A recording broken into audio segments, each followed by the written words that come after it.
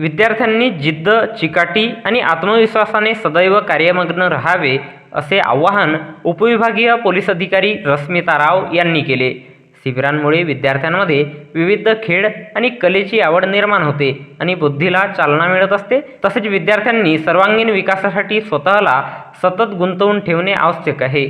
त्यामुळे विविध कलांचा विकास होऊन पुढे विद्यार्थी कलासक्त जीवन जगू शकतात। तसेच मातृभाषेबरोबर इतरही भाषा अवगत करावे, विकासाची कास अविरत सुरू ठेवावी। त्याकरिता विद्यार्थ्यांनी जिद्द, चिकाटी आणि आत्मविश्वासाने सदैव कार्यमग्न राहावे असे प्रतिपादन उपविभागीय पोलीस अधिकारी IPS रश्मिता राव यांनी केले।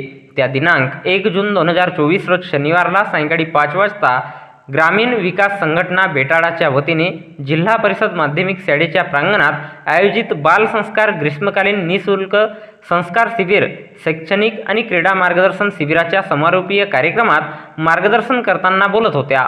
संस्कार शिबिर समारोपीय कार्यक्रमाच्या अध्यक्षस्थानी उपविभागीय पोलीस अधिकारी रश्मिता राव ह्या होत्या।